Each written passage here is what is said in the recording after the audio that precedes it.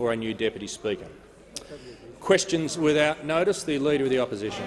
Thank you, Mr Speaker. My question is addressed to the Prime Minister.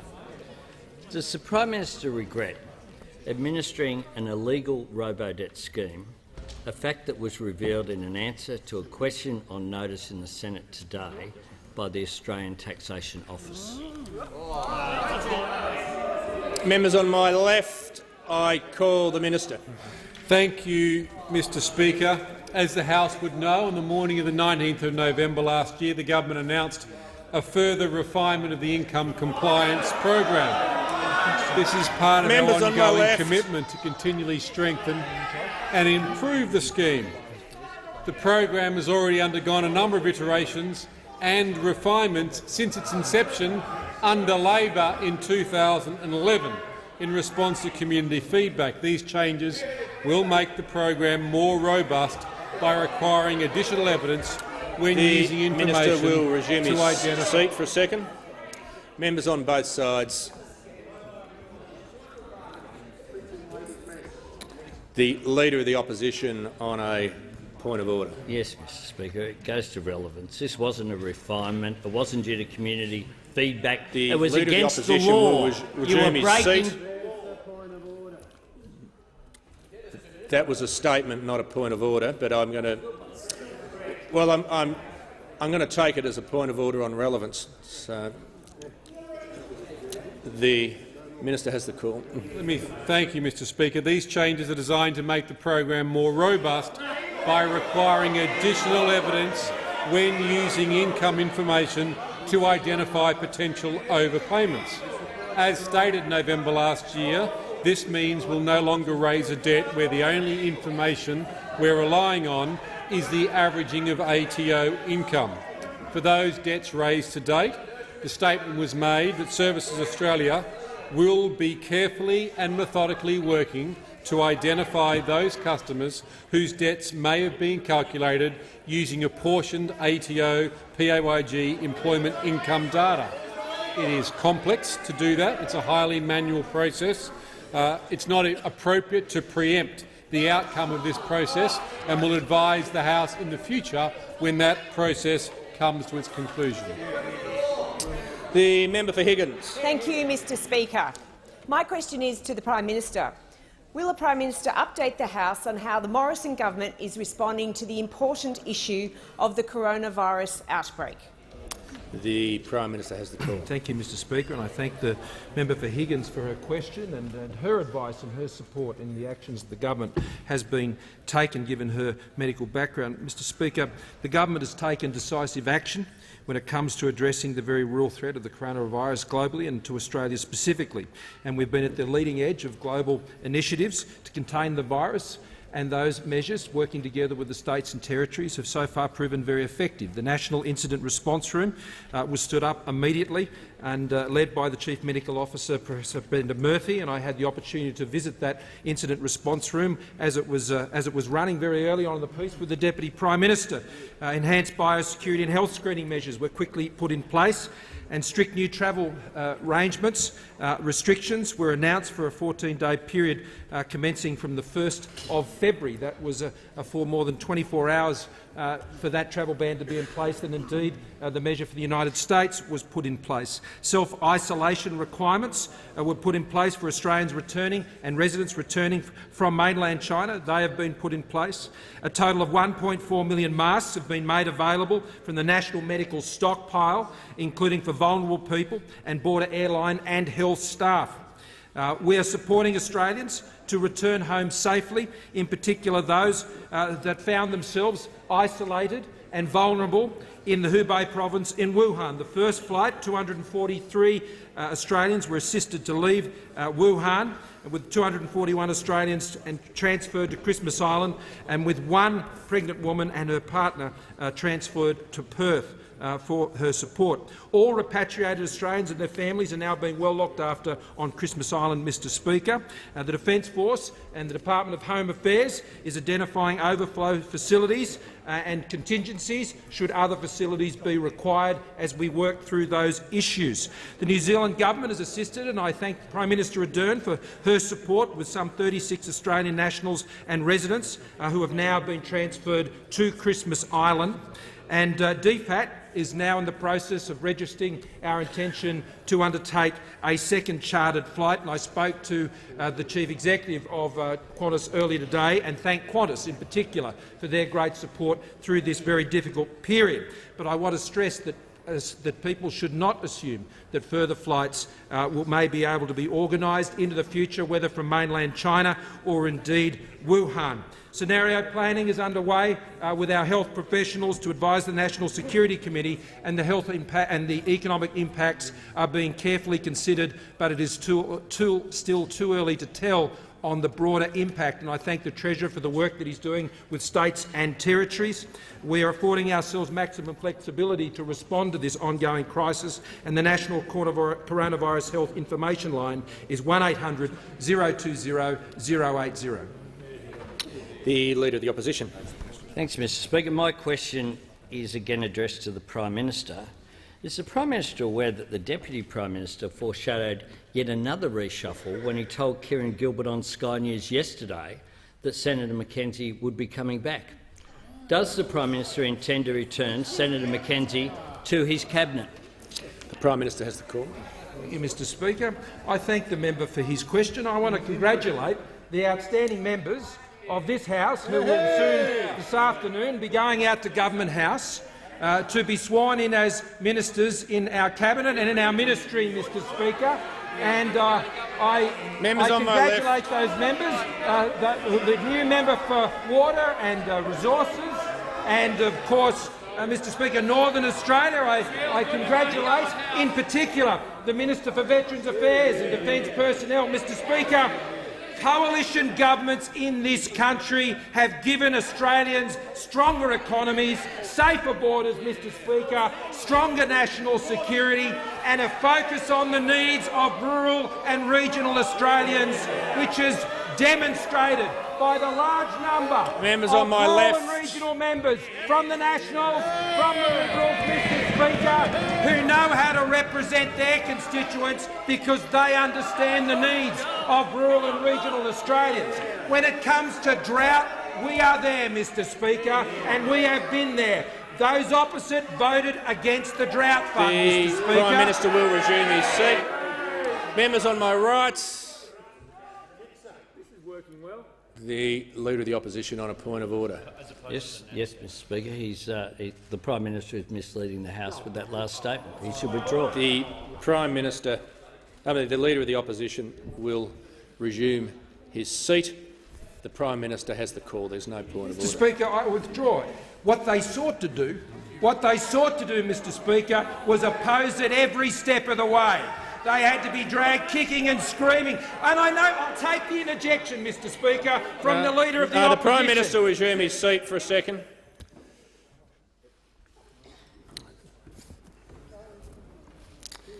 I'm very much focused on the question, and the Prime Minister had a comprehensive preamble, can I say, but I'm not going to have a situation where we move from the question to interjections. Interjections are disorderly, and the Leader of the Opposition's point of order was not a valid one.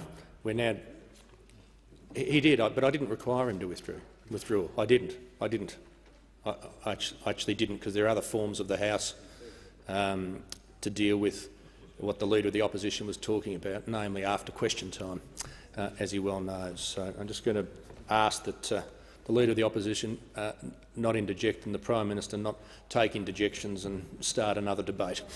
The Prime Minister has the call. Thank you, Mr Speaker. So they are the members who will be sworn into the ministry and the cabinet today. They are the only members who will be sworn into the ministry and the cabinet today, Mr Speaker, and they are very deserving members, and they're going to do an outstanding job. But, Mr Speaker, this each-way Leader of the Opposition, Mr Speaker, each way, he's for a drought fund, he's against a drought fund, he's for tax cuts, he's against tax cuts. Prime Minister will resume his seat. The Leader of the Opposition, on a point of order. Yes, Mr. Speaker. The question went to who... On the point of order. Yes, yeah, it goes to relevance. Yes. It went to who are the temporary people, who's going to make way for Bridget McKenzie. The Leader of the Opposition will resume it. his seat. The Leader of the Opposition will not debate his question. We once had supplementary questions in the standing orders. We don't anymore. Okay? The Prime Minister, in conclusion. So this each way Leader of the Opposition. He's for things, he's against things. What is the Leader of the Opposition for, Prime Minister will Speaker? resume his seat. Prime Minister will resume his seat.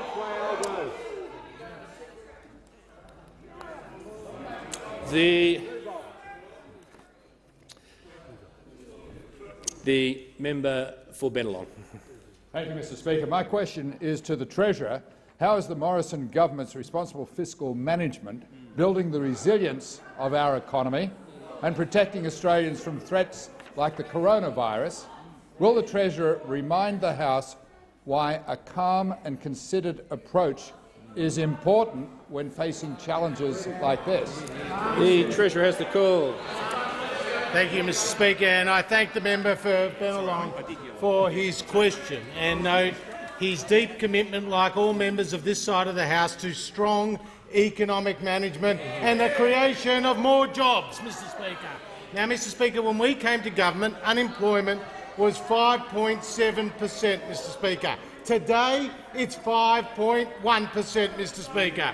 When we came to government, we inherited a budget deficit of $48.5 billion, or 3% of GDP. Today we have the first balanced budget in 11 years, Mr. Speaker. And when we came to government, under Labor in their last year, 62,000 small businesses closed their doors, and in the last reported year, Mr. Speaker, under the Coalition, 75,000 small businesses have been created, Mr. Speaker.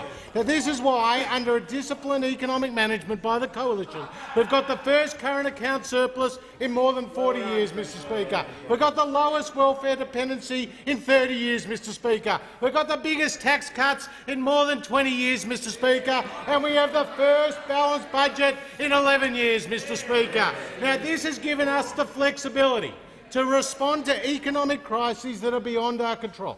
Now, Mr. Speaker, when we've had the drought, the ongoing drought, and our thoughts are with all those families and communities affected, we have announced $1.3 billion of commitments since the election, Mr. Speaker, on top of everything that we have announced, Mr. Speaker. When it comes to the fires, we've announced an additional $2 billion through the National Bushfire Recovery Fund, Mr. Speaker, and we've made these initiatives without increasing taxes, Mr. Speaker, like those opposite would have done, Mr. Speaker. Indeed, when the Labor Party went to the last election, they were promising $387 billion of higher taxes, Mr. Speaker, taxes that are still on their books.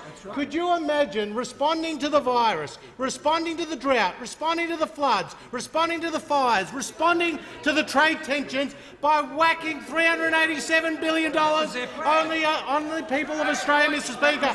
Only the geniuses, the member for Rankin, Sir Tax a lot, Mr. Speaker, and the member for McMahon, only those geniuses and their $387 billion of higher taxes that they came up. The reality, Mr. Speaker, is that when it comes to responding to the virus, Mr. Speaker, we are taking the measures necessary to protect Australians. It will have a significant impact on the Australian economy, but we are prepared, Mr. Speaker. We have the fiscal flexibility to respond to economic crises whenever they may occur, but under this government, more jobs are being created, the budget is back in balance, and tax cuts have been provided to millions of Australians. The member for Eden-Monaro. Thank you, Mr. Speaker. My question is to the Prime Minister. The Longstocking Brewery in Pambilla, in my community, this time of year would be paying 24 to 30 casual shifts a week. Because of the bushfires, they're currently paying 4. Loss of wages for casual and permanent staff is hurting my community. We're losing jobs, they're leaving the region, and the government, they tell me, is not providing any help. Why is it that after they were promised bushfire-affected businesses immediate relief, that they are still unable to access that help? The Prime Minister has the call. Thank you, Mr Speaker, and I'll ask the Department of Human Services Minister, the Minister for Human Services Australia to also add to this answer, Mr Speaker. The government has responded to the bushfire crisis, Mr Speaker, with the $2 billion National Bushfire Recovery Fund, and that is administered by the National Bushfire Recovery Agency. Now, when it comes to small businesses, as the member would be aware, there are qualifying criteria for businesses that have been directly impacted by those fires, which is the same criteria that applies to small businesses that are affected by the floods up in North Queensland that occurred at this time last year. They apply the same criteria to those affected businesses in the bushfire-affected zones today. Now, that is important because we will provide the same support that was provided to those in previous devastating disasters as to this disaster as well. But what is important is whether it's that business or the many other businesses, the recovery work that has been put in place with hundreds of millions of dollars to clear sites, doing that with the New South Wales government, providing the $50,000 grants, providing the $500,000 zero-interest loans, nothing to pay for 2 years, and then a concessional rate of 0.6%, which is half the bond rate, Mr Speaker. That's where it's currently at now. All of that is there to provide the working capital and support for those businesses that may not have been directly impacted by the bushfires, but otherwise are going through the very challenges that you have outlined to this House. Those measures in response to the North Queensland floods have proved to be enormously helpful. Enormously helpful as those businesses have gone about the repair and rebuilding process over the last year. But if the member is suggesting that the disaster recovery arrangements should change, that the taxpayer should be the insurer of last resort on all matters, then that is not a policy that your government pursued, and it is not a policy that this government is pursuing. Those grants, Mr Speaker, will get to the small businesses that need those grants. Those businesses we have put the support through with the New South Wales government to assess with financial counsellors to help them get access to the support they need. These individual cases, I am sure the minister who is responsible for emergency management would be pleased to pass that on through the Recovery Agency to provide whatever assistance we can. But this government is providing the most significant package of relief that we have seen in relation to a disaster of this nature. It's initial, it's additional, and it will keep rolling every single day, and it will be there for years and years and years to come.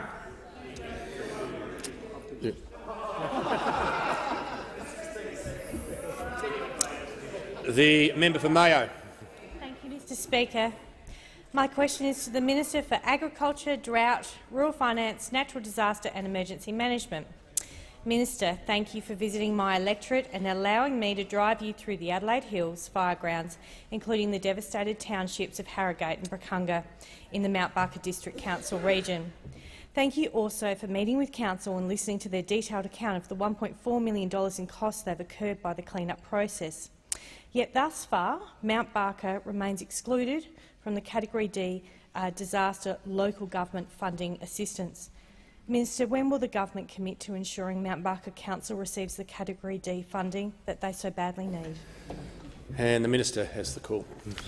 Well, thank you, Mr Speaker, and can I thank the member for Mayo for not only her support for her community and her leadership in making sure that that devastation that I saw firsthand with her in understanding the impacts that's had, but now in the recovery phase. And it's important, as the government has said from the start, that this has to be a locally led recovery, not a Canberra-led.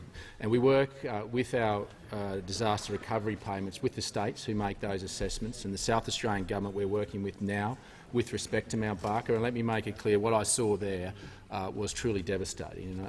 And the Australian government is working as quickly as we can. And after meeting with the council, with yourself, under your leadership, we are working through that list as quickly as we can to make sure that the Category C application is strengthened from the South Australian government, and the finalisation of that is complete. And then obviously Category D will be on top of that. In fact, as early as today, Andrew Colvin, who is running the Fire Recovery Agency, is on a plane to go and sit with the Mount Barker Council, to sit down and engage, along with other councils in South Australia, to make sure that we coordinate this approach as quickly as we can. The assessments are made as quickly as the South Australian government possibly can to get it right, and that there aren't any gaps in this.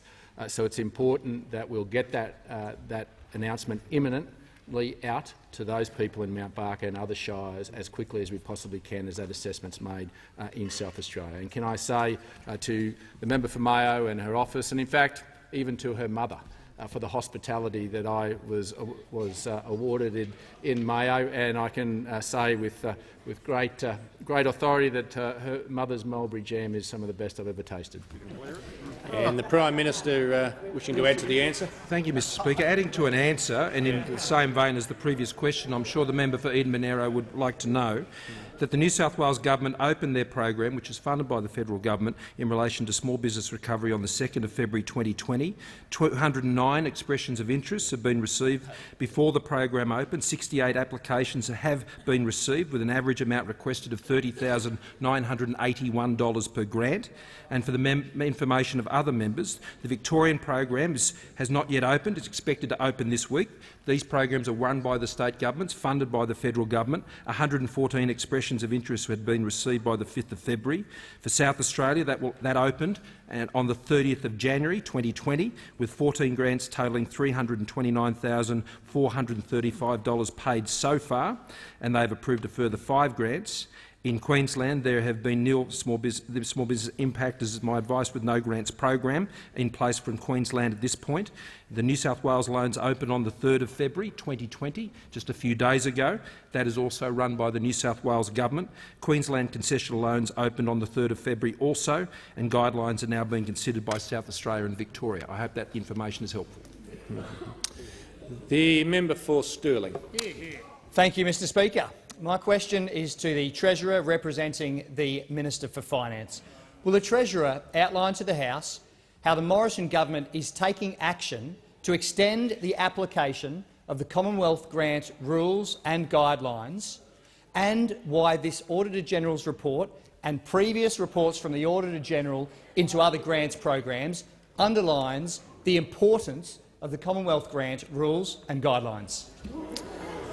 The Treasurer representing the Minister for Finance. The Leader of the Opposition might like to listen closely, Mr Speaker, because I thank the member for Stirling, and as the House is aware, the Auditor-General has conducted a report into the Community Sport Infrastructure Program, and the government takes this very seriously, and we've accepted all its recommendations, including the extension of the Commonwealth Grants rules and guidelines to situations which involve corporate Commonwealth entities such as Sports Australia, and when the Minister is the decision-maker. Finance is preparing advice for the government about how ANAO Recommendation 4 is best implemented, and will consult with corporate entities, but one effect will be to improve the reporting requirements. Now, Mr Speaker, as those opposite will be aware, this is not the only report of the Auditor-General that's made some interesting observations, Mr Speaker. I'm reminded that there was a report, ANAO Audit Report No. 3, 2010-11, into a $550 million infrastructure program, which said on page 38, and I quote, "Ministers made an explicit decision to approve an application that was known to be otherwise ineligible under the guidelines," Mr Speaker, and also went on to say the equitable consideration of all applicants was not evidence in the processes employed, Mr Speaker. So, Mr Speaker, who are the beneficiaries of this process? Well, the Auditor-General went on to say on page 48, and I quote, "The awarding of funding to projects disproportionately favoured ALP seats," Mr Speaker. In fact, the Auditor-General found when it came to funding, ALP electorates had a success rate almost 3 times of the coalition, Mr Speaker. So, Mr Speaker, who was the responsible minister Member for Dunkley. overseeing this $550 million grant program? Members on my I right. repeat, Mr Speaker, who was the responsible minister overseeing this $550 million grant program? None other than the member for Greenlaw, Mr Speaker. The leader Members of on the my right. opposition. Hypocrisy, thy name is Labor. The member for Macquarie. Thank you, Speaker. Members on both sides, the member for Macquarie has the call. Thank you, Speaker. My question's to the Prime Minister. Why is the Prime Minister forcing my community, which has been burning for months, to wait until the middle of this year before their blocks are cleared of bushfire debris? The Prime Minister has the call. Thank you, Mr Speaker. The arrangements that have been put in place with the New South Wales Government, the contract tender was issued by the New South Wales Government, I think it was about a week ago now, and they're seeking, as was the case after the Black Saturday fires, and we've taken that as the model, to have overarching contractors which can move in and clear all of these sites. And that will be done at government expense, done 50-50 between the Commonwealth and the state government. That will mean that those who have blocks that have been impacted by fire, their homes burnt or destroyed, that cost will be met by the government. That means the insurance they have will go further. The underinsurance that may be there, it means that they will have a bigger impact of the insurance they have available to them. And those who don't have insurance will, at the very least, as a result of the government's actions, working with the New South Wales Government, who are running this program, who are issuing the tenders, who are selecting the contractor and implementing the program, we are going to pick up half of that bill, as was the precedent established, Mr Speaker, after the Black Saturday fires. We'll be entering into a similar agreement with the Victorian Government, and that is underway now. These contracts, these works, will be run by the New South Wales Government, and I have no doubt that they are moving as a government as quickly as they can to provide that support, Mr Speaker. And I would think that that type of approach would have the support of the opposition, but I say to the member, because I understand, as I said to the member for Gilmore yesterday, we understand the great distress in their communities, and again I would pass on to the member, as I did to the member for Gilmore yesterday, our deep sympathy and strong support through the recovery programs we'll be putting in place and are delivering, with over $100 million in disaster recovery payments already delivered on the ground to over 70,000 Australians and some over 30,000 children. Now, we will continue to deliver this support and work with the state and territory governments who deliver this on the ground. We are meeting all of those responsible costs at a 50-50 basis, and I look forward to working with the New South Wales Premier and her ministers to ensure that they can get that done as quickly as possible. The member for Nichols. Thank you, Speaker. My question is to the Deputy Prime Minister, the Minister for Infrastructure, Transport, Regional Development and the Acting Minister for Agriculture. Will the Deputy Prime Minister inform the House how the Morrison government is managing the coronavirus outbreak to ensure Australians are safe and that our agricultural biosecurity reputation is protected? The Deputy Prime Minister has the call. Thank you, Mr Speaker. And I thank the member for Nichols for his very serious question, Mr Speaker. This government's biosecurity measures play a critical role at our borders, and none more so critical than for the agricultural industry, Mr Speaker. We want to make sure that agriculture is a $100 billion industry, and we're working towards that by 2030. Mr Speaker, our measures include protecting Australians from, of course, the coronavirus. We are working hard, around the clock, to minimise the impacts this outbreak may have on our nation. And they may find it funny, Mr Speaker, they may find this hilarious, but, Mr Speaker, the coronavirus is very serious. Deputy Prime Minister, Deputy Prime Minister, if you could just return to the question. I heard the interjection. It's hard when you're answering a question, but it didn't have that motive about it.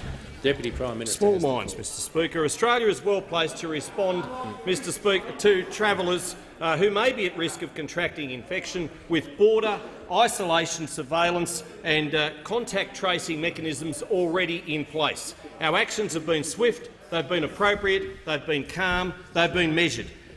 Temporary travel restrictions have been introduced to foreign nationals seeking to enter Australia within 14 days of departing or transiting through mainland China. Protection measures relating to both aviation and maritime passengers' arrival have been put in place, including, Mr Speaker, crew members. In relation to aviation, all airlines flying to Australia are incorporating a specific health announcement from the Australian Government regarding the coronavirus into mandatory passenger announcement. This broadcast is made on board before the aircraft lands, with similar announcements being made at seaports. And I'm aware that Qantas and Chinese airlines are suspending services to China, and I invite those passengers impacted to contact airlines in the first instance in relation to future travel plans. In relation to those evacuated the assisted departure from Wuhan, 241 passengers, Mr Speaker, have been transferred to Christmas Island for quarantine. Again, I say a calm, considered approach. That's what this government does in relation to all of these things and, most importantly, to protecting our borders. I'd like to thank Qantas for its assistance at this time, Mr Speaker. In maritime, our focus is on providing information to assist the protection of marine pilots, stevedores and harbour masters. I appreciate the fact that unions have been taking part in discussions between departments for these critical interventions, Mr Speaker. We're working hard to minimise impact on our shipping trade, bearing in mind that 80% of the value of Australia's trade is moved by ship. Our agricultural biosecurity is absolutely paramount. Managing maritime aspects of travel restrictions are twofold: managing cargo vessels and managing cruise ships. And all international vessels entering Australia are required to report information about biosecurity before they arrive. Mr Speaker, I say again, our response has been considered, it's been measured, it's been appropriate and it's been swift. Has concluded. The Leader of the Opposition. Thanks, Mr Speaker. My question is addressed to the Prime Minister. Does the Prime Minister regret saying that volunteer firefighters don't need economic compensation for lost income because they, quote, want to be out there? The Prime Minister. Thank you, Mr Speaker. And once again, the Leader of the Opposition is misrepresenting what occurred for political purposes. Members on my left, the member for Isaacs. For political purposes, as he always does, Mr Speaker. There is no issue that the Leader of the Opposition will not seek to exploit for personal political gain, Mr Speaker, and this is just another example of his lack of character. Now, Mr Speaker, what he has suggested, Mr Speaker, was not what I outlined when those remarks were made. Mr Speaker, what was raised in the press conference I was at was in relation to, for the first time, when the suggestion was made that there may be some, Mr Speaker, that there may be raised by the journalist about whether, Mr Speaker, we would be considering, if he would cease interjecting, I'm happy to answer his question, Mr Speaker. Members on my left. Speaker, it was being raised with me as to whether the Commonwealth would be providing compensation for Rural Fire Service volunteers. Now, Mr Speaker, that is not a matter that is normally dealt with by the federal government. Mr Speaker, I said not normally dealt with by the federal government. It is a matter that is traditionally done by the Rural Fire Services, Mr Speaker. On that occasion, I was reflecting comments made back to me when I had visited with Rural Fire Services members, Mr Speaker, and they had put it to me when they were out there, Mr Speaker, they wanted to be out there protecting their communities, Mr Speaker. That's what I was talking about. They know that they would prefer not to have fires. They know that they would prefer to be at home with their families and their communities. What I was saying is that when duty called, Mr Speaker, they wanted to answer that call to duty because that's what our volunteers do. The Leader of the Opposition has wilfully for months sought to misrepresent that comment to take political advantage of the bushfires, Mr Speaker, and it shows an appallingness in his behaviour to politicise any event. Now, Mr Speaker, this government acted on the basis of the advice we received and working closely with the New South Wales Rural Fire Services Commissioner to provide for income loss payments for Rural Fire Service members when they are out there for more than 10 days, Mr Speaker, and we did so at the request of the New South Wales Rural Fire Service Commissioner. When we received that request from the New South Wales government, we acted on that request, and I think more than $6 million has since been paid to those fire service members on the basis of being out there for more than 10 days. That same offer was made to other states. It has not been taken up by Victoria. The Prime that has a different view, Minister's time has concluded, and I call the member for the Manager of Opposition Business seeking to table a document. Speaker, I seek leave to table a transcript from the 10th of December 2019 to the Prime Minister, where in answer to a question should we be looking at starting to pay them, opposition business he will said wait. they also want to be out there. Managed opposition business is seeking to table the document. He gets the opportunity to seek leave to table it, not to read the document to the House. Is leave granted? Leave is not granted. Leave is not granted. The member for Robertson. For Health. Will the Minister update the House on what actions the Morrison government is taking to protect Australians from the outbreak of the coronavirus? Good question. The Minister for Health has the call.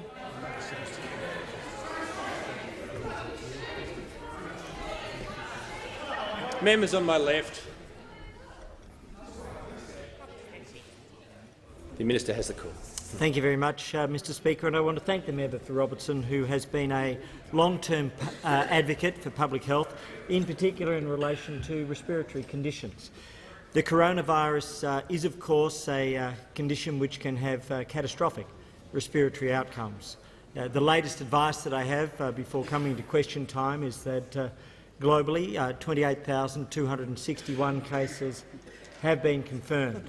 Sadly, 565 people have been confirmed as having lost their lives to this condition, and it has now spread from mainland China to 27 other countries or regions. One of the things that members may notice is the rapid rise. The increase has been tracking at between 15 to 20% of confirmed cases per day. Around the world, 15 to 20% of confirmed cases per day. This is a very serious moment. Now, obviously, we are well prepared for this, and in Australia we have now had a 14th confirmed case. Of the 14 cases in Australia, all bar one have come from Wuhan in some way, shape or form. The remaining one has had contact with a confirmed case that had been in Wuhan. So, in addition to that, I'm advised by the Chief Medical Officer again that all of those 14 are well and 3 have been discharged. As well as that, 243 Australians were airlifted with the support of Qantas. They are now on Christmas Island, and 241 on Christmas Island, 2, as the Prime Minister mentioned, in Perth. The good news, just advised again by the Chief Medical Officer before coming to question time, is the 2 that had been tested amongst those for coronavirus are now free of it. They have been declared to be negative. Similarly, we have had the arrival of 36 passengers via New Zealand on Christmas Island, and the National Incident Centre has just reported to me, in fact during question time, that none of those passengers are suspected of having coronavirus. Again, 2 Australians on the cruise ship in Yokohama have been found to have coronavirus. The Japanese authorities, and we thank them, have taken very good care of them and transported them to a medical facility. Across the country, state and territory health authorities are doing a wonderful job. Indeed, I spoke with the West Australian Health Minister shortly before question time, and they outlined their actions, and I thank them. This is beyond party, beyond boundary, beyond state, beyond anything. The country is working together with the National Incident Centre, the National Medical Stockpile, the National Trauma Centre, all coming together. It is the country working to contain and to protect, and working as it should. The Deputy Leader of the Opposition. Thank you, Mr Speaker. My question is to the Prime Minister. Does the Prime Minister regret saying, and I quote, "I don't hold a hose, mate," when Australians were looking to him for national leadership? The Prime Minister has the call. Thank you, Mr Speaker. I recall those comments, Mr Speaker. I was simply making the point that the operational response that was going on at that time was being handled excellently, Mr Speaker, by the New South Wales Rural Fire Service. And I stand by those comments, Mr Speaker. that I support, Mr Speaker, the amazing efforts of the New South Wales Rural Fire Service, which only a few days ago we were in here commending, and I commend them here again today. Each and every day, Mr Speaker, we've been working closely with that service, as we have with the firefighting service, the CFA in Victoria and the others around Queensland and South Australia. I note today, Mr Speaker, as they did yesterday, those opposite sought to politicise the bushfires over summer, and they continue to do it now. The member for Ryan.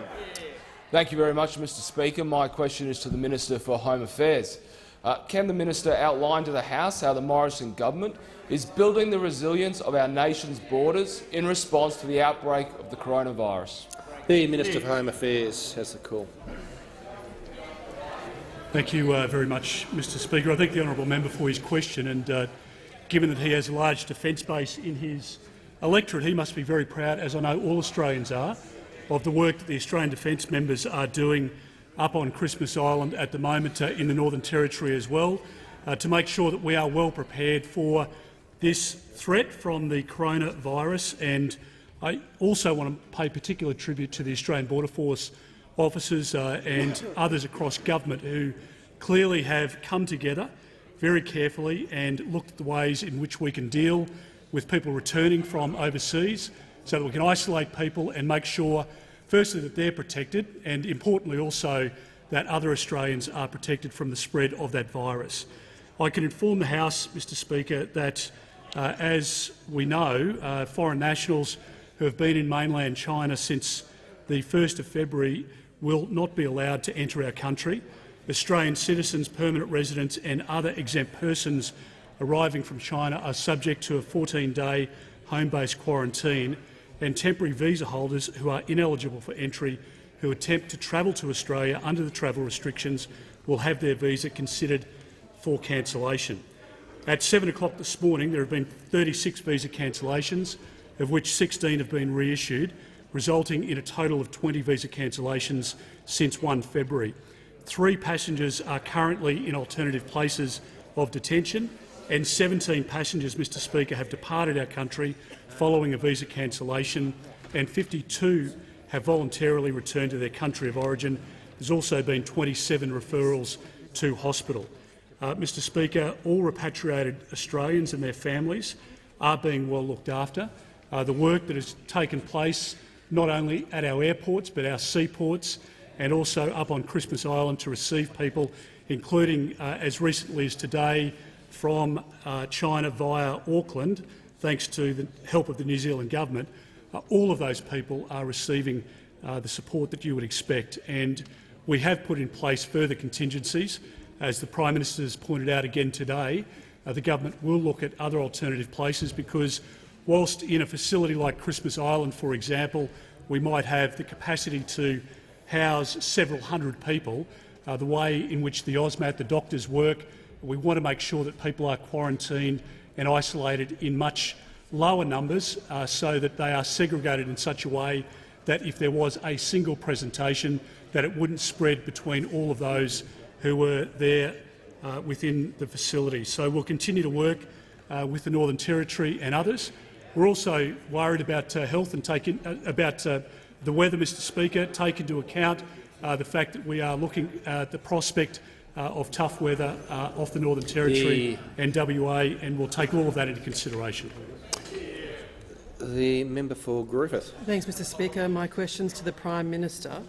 Does the Prime Minister regret saying he had a conversation with a bushfire survivor who lost her home in Cobargo when video clearly shows there wasn't a conversation?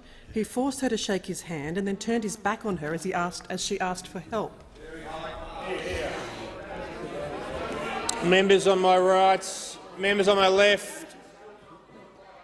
The Prime Minister. I thank the member for her question about my visit to Cobargo with my wife Jenny on that occasion. I'd just been at the Bega Incident Response Centre and I'd gone through Corma as well, Mr Speaker. Fire had raged through Cobargo only a few days before. I was the first Member of Parliament to actually visit Cobargo after those fires. I went there because I knew the community needed to know that the government would be there, and, Mr Speaker, that I was prepared to hear from them Mr Speaker. Members on my left. And to be there, as I had spoken to many people, including Mark, who was the captain of the Rural Fire Service Brigade there, and many others I met at the Rural Fire Service Brigade. And I went up to the showgrounds, Mr Speaker, and there were some people who were very pleased, Mr Speaker, that I was there, and I discussed the impact of the fires on them. And there are others, Mr Speaker, who were very distraught. They were very upset. Member for I Lyons. was there, and they were able to vent their frustration and their anger directly at me. Mr Speaker, when you're Prime Minister, you turn up and you listen, and whatever comes at you, Mr Speaker, Members you are on my prepared left. to do that. Mr Speaker, the lady you referred to raised with me funding levels for the New South Wales Fire Service. That's the issue, Mr Speaker, that they raised with me. The Leader of the Opposition will remember back when he was on the mid-coast, I think it was further north, people heckled him at a press conference and yelled out at him, Mr Speaker.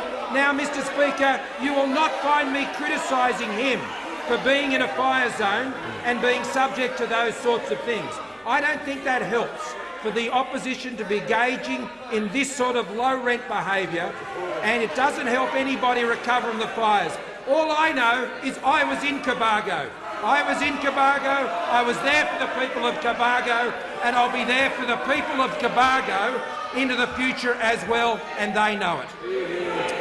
Before I call the next question, members will cease interjecting. The level of interjections is far too high. The member for Moore. Thank you, Mr Speaker. My question is to the Treasurer, representing the Minister for Finance.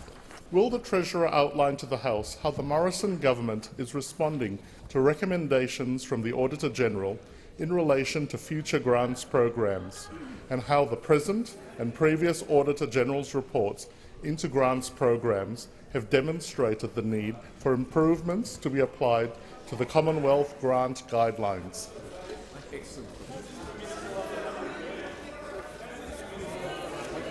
The Treasurer, if member for Chifley wants to make a point of order, he can make it. He's not going to just sit there and bark at me.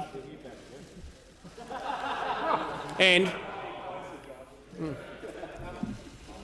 member for Chifley. Under Standing Order 100B, a question that has been asked and fully answered cannot be asked twice. You better read the standing order so that you understand it. The Treasurer has the call. You've got time. You've got lots of time in your hands. No, I'll give you, just before I call the Treasurer, it's probably the most straightforward standing order. It needs to be identical. The Treasurer has the call. Thank you, Mr Speaker, and I thank the member for Moore for his question. And as the member for Moore knows, we on this side of the House have taken the Auditor-General's report into Community Sport Infrastructure Program very seriously, and we're implementing the recommendations from that report, including the extension of the Commonwealth grants rules and guidelines to situations that involve corporate Commonwealth entities like Sports Australia, and the decision-maker is a minister, Mr Speaker. Now, as this House would be aware, and particularly those opposite, it's not the only report of the Auditor-General that has made important observations, Mr Speaker.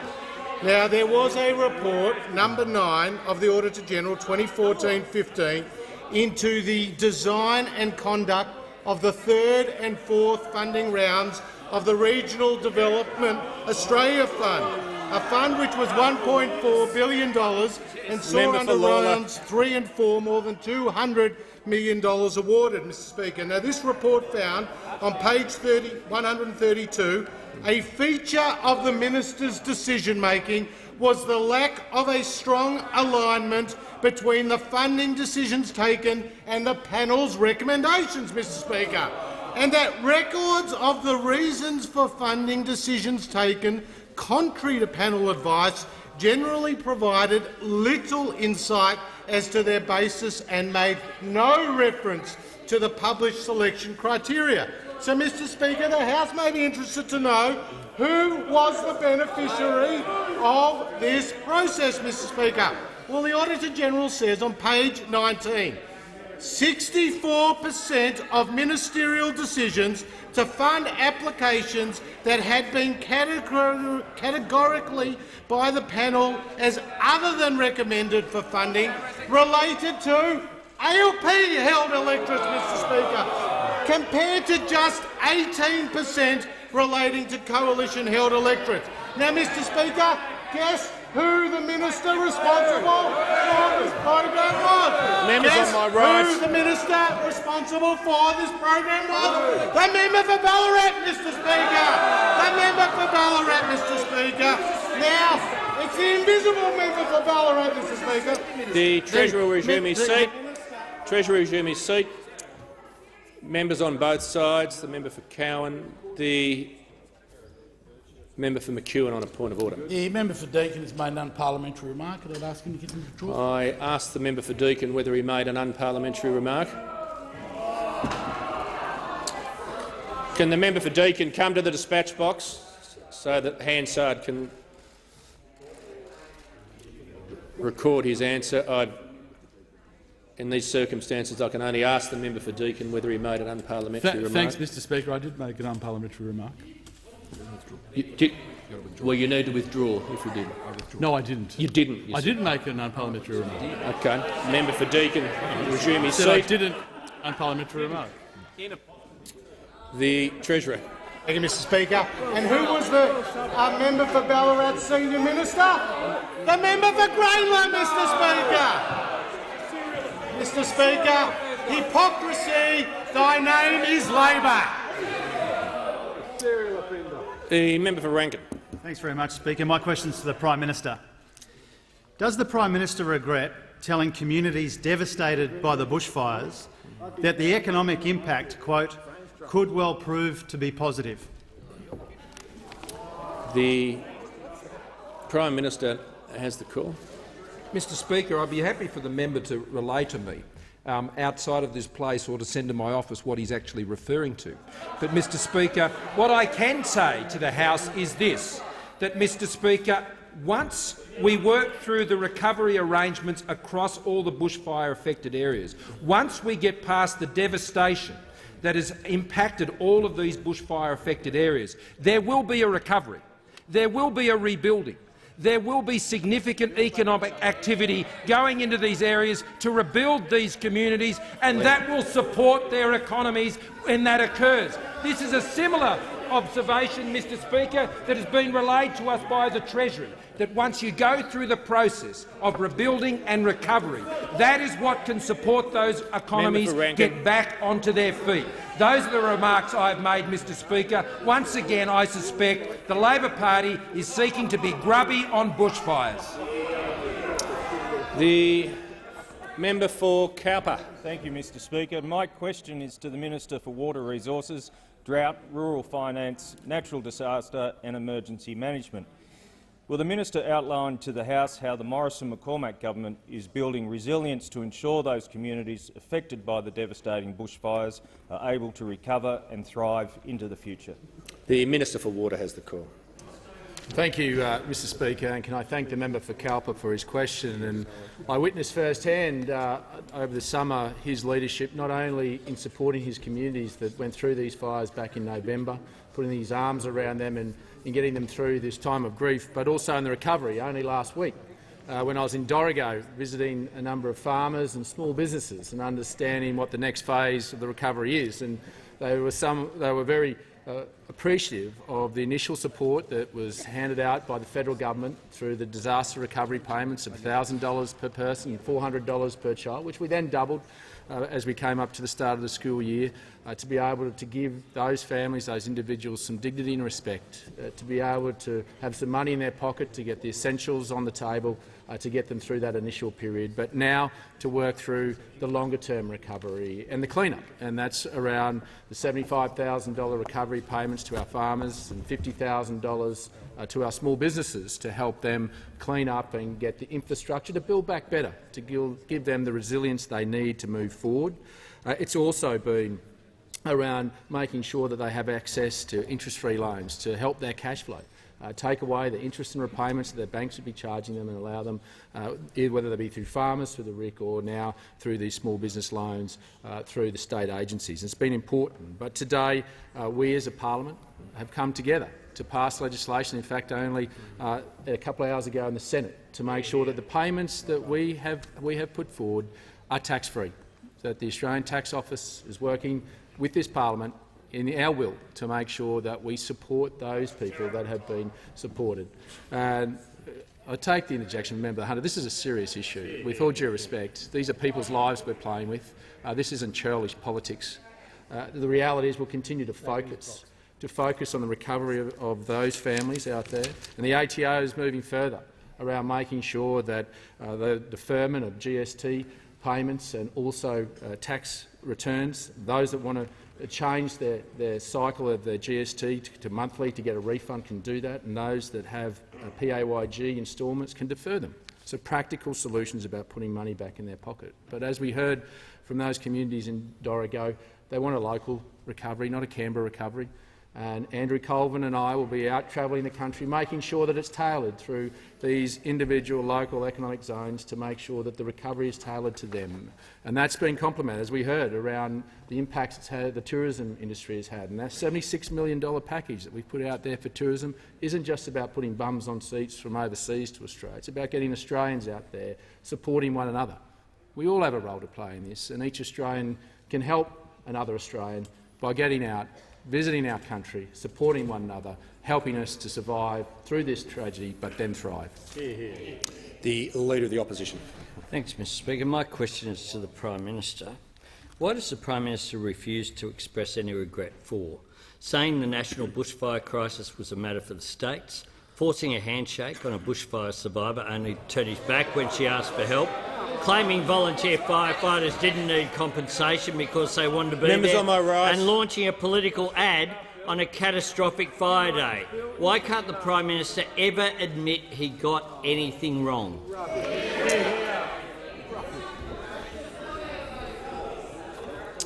The Prime Minister has the call. No member of this House is perfect, Mr Speaker.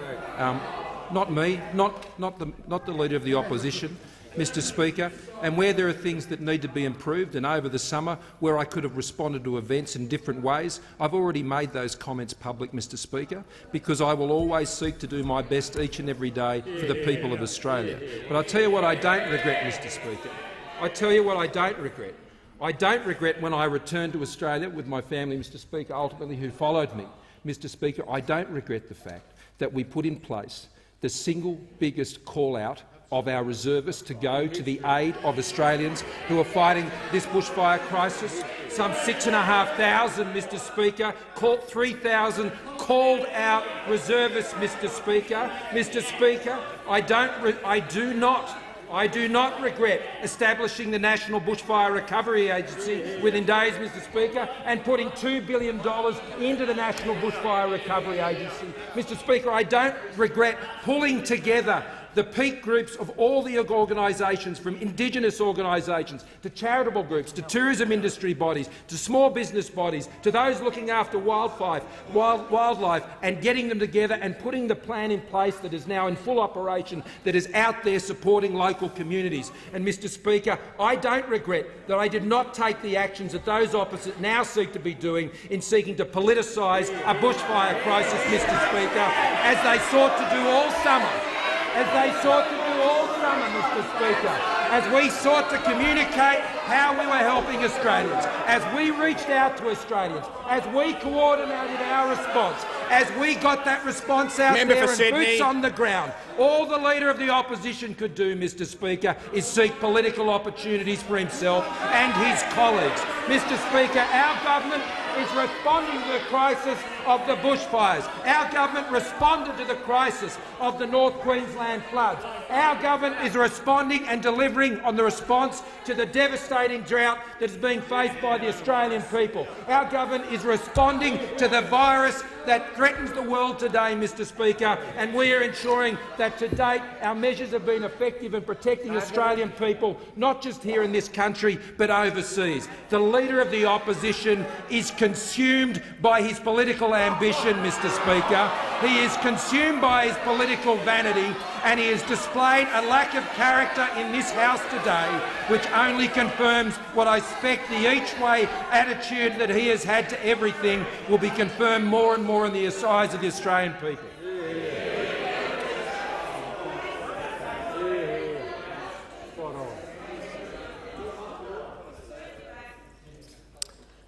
The member for Bass. Thank you, Mr Speaker. My question is to the Minister for Industry, Science and Technology. Will the minister outline to the House how the Morrison government is providing practical support and assistance to help small businesses impacted by the recent devastating bushfires? The Minister for Industry, Science and Technology. Thank you, Mr Speaker, and I thank the member for her question. And I note that as recently as just last week, the bushfires forced evacuations in her electorate. It's a reminder that the danger, that the threat is not over yet. Whilst we certainly hope that the worst is beyond us, it may not be. We may still continue to face bushfires and increasing threats over the coming weeks and months. It's important, though, that we all acknowledge that there are rains happening right across Australia, and that is very welcome by our communities that have been so devastated by the bushfires. Mr Speaker, the rebuilding process is just the first part of what we need to do. The impacts of this devastating natural disaster are going to take some time to remedy. Their impacts will be felt for a long time, particularly so for our small businesses. Our small businesses, as we know, their owners are the ones that work hard, that are the backbones of our communities. It's what our economies thrive on. Now, the Small Business Roundtable that was held on the 14th of January, which was attended by the Prime Minister, the Treasurer and the Minister for Employment, Skills, Small and Family Businesses, and also some 70 stakeholders, resulted in a very specific small business package that was going to deliver and will deliver targeted support. So that package includes increased grant funding, concessional loans, tax relief and a single contact point connecting businesses with the support that they need. And that support includes financial counselling services that are targeted to help small and family business owners deal with the emotional and the financial challenges that they face. Now, Mr Speaker, all of us in this House will have visited a number of electorates, no doubt, over the summer weeks and months that have been affected by bushfires. I recently visited the small rural town of Braidwood, which is in the electorate of Eden Monero, and I certainly give my condolences to the constituents, the people who live in the electorate of Eden Monero, and I do thank the member for the great support that he has given to those people, because I know that they have suffered extensive losses. Now, I met with small businesses there who had been affected by the fires, and I think that it's important to note that these businesses are impacted because they rely on the trade over the summer period to sustain them for the rest of the year until the next season. So they have been seriously impacted because they have lost their revenue over the last couple of months. They are working hard to recover, but they need our support individually and collectively. The Leader of the Opposition. Thank you, Mr Speaker. And I seek leave to move the following motion. That the House 1 notes A. The Prime Minister is incapable of expressing regret and admitting when he is wrong. B. The Prime Minister blames others and attempts to cover up his failings with false or misleading claims, including but in no way limited to 1. The Prime Minister's claim the response to the national bushfire crisis was a matter for the states and territories. 2. The Prime Minister's claim volunteer firefighters didn't need economic compensation because they wanted to be there. 3. The Prime Minister's statement that he didn't hold a hose when Australians were looking to him for national leadership in an unprecedented bushfire crisis.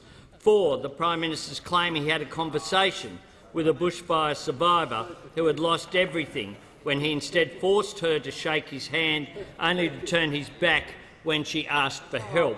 And C. The Prime Minister can't learn from his mistakes if he never admits them. And 2. Therefore calls on the Prime Minister to put the national interest ahead of his political interest. Is leave granted? It's not granted. Leave is not granted. The Leader of the Opposition. Thank you, Mr Speaker. I move that so much of the standing orders be suspended as would prevent the Leader of the Opposition from moving the following motion immediately. That the House 1 notes A. the Prime Minister is incapable of expressing regret and admitting when he is wrong. B. The Prime Minister blames others and attempts to cover up his failings with false or misleading claims, including, but in no way limited to, 1. The Prime Minister's claim the response to the national bushfire crisis was a matter for the states and territories. 2. The Prime Minister's claim volunteer firefighters didn't need compensation because they wanted to be there. 3. The Prime Minister's statement that he didn't hold a hose when Australians were looking to him for national leadership in an unprecedented bushfire crisis. 4. The Prime Minister's claim he had a conversation with a bushfire survivor who had lost everything when he instead forced her to shake his hand only to turn his back when she asked for help. And C. The Prime Minister can't learn from his mistakes if he never admits them.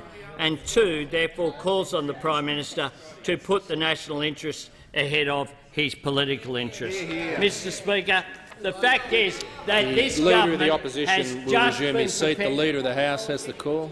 Mr Speaker, I move that the member no longer be heard. The Leader of the House has moved the Leader of the Opposition be no further heard. All those of that opinion say aye. To the contrary, no. The ayes have it. Division required. Ring the bells for 4 minutes.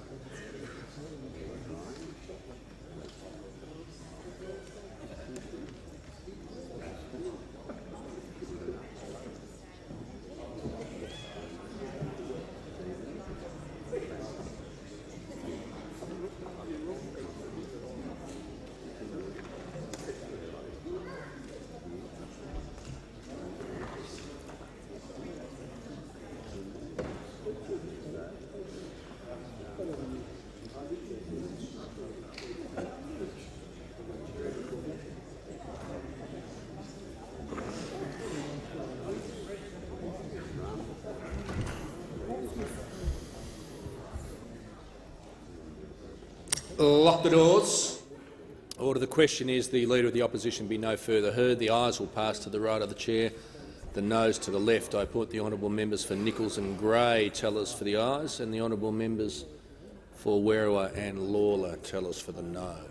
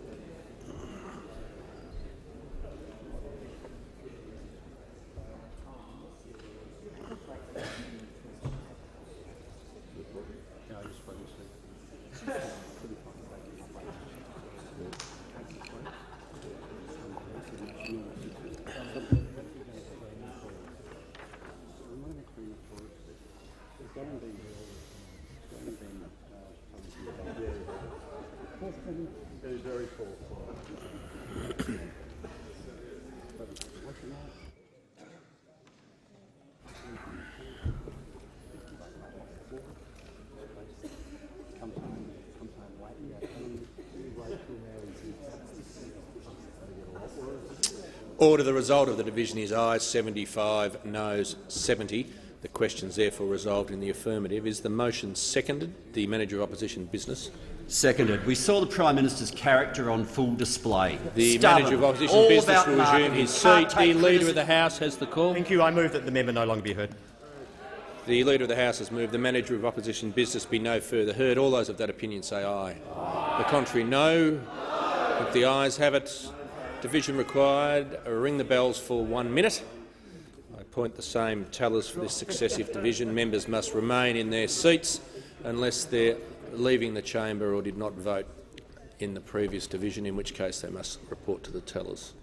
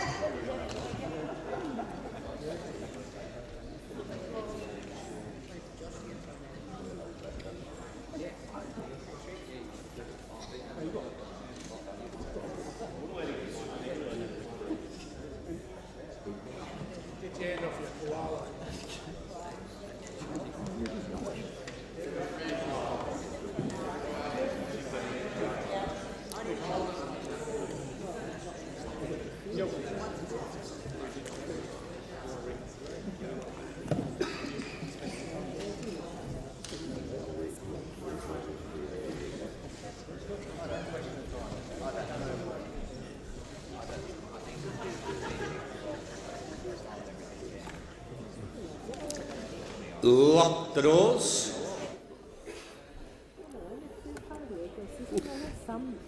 Members must remain in their seats unless they're changing their vote or did not vote in the previous division, in which case they must report to the tellers.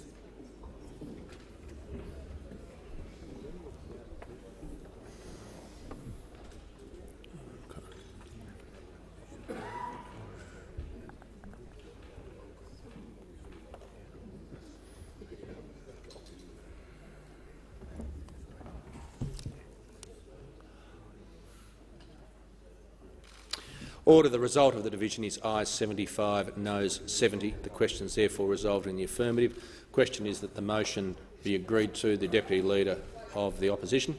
Arrogance and cowardice is what characterises this man. The Leader of the House. Mr. Speaker, I move that the question be put. Leader of the House has moved that the question be put. All those of that opinion say aye. All those of that opinion say aye. To the contrary, no. I think the ayes have it. Division required. Ring the bells for 1 minute. And I again appoint the same tellers as the previous division.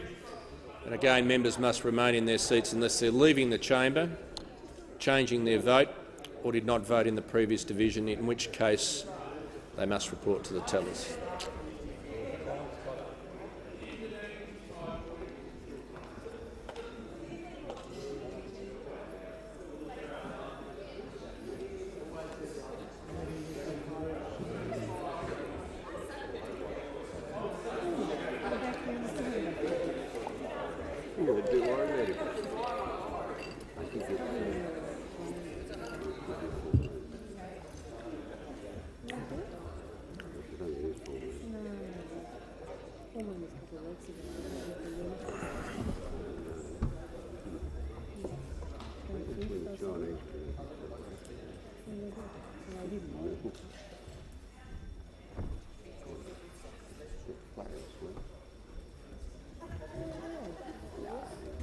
Lock the doors.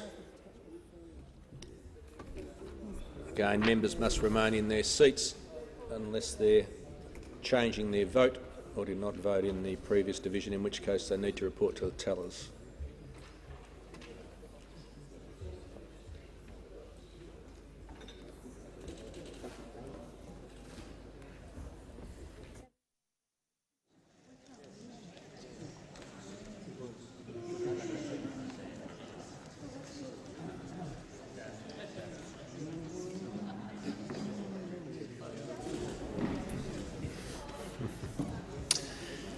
Order. The result of the division is ayes 75, noes 70. The question is therefore resolved in the affirmative. The question now is that the motion moved by the Leader of the Opposition be agreed to. All those of that opinion say aye. To the contrary, no. I think the noes have it. Division required. We'll ring the bells for 4 minutes.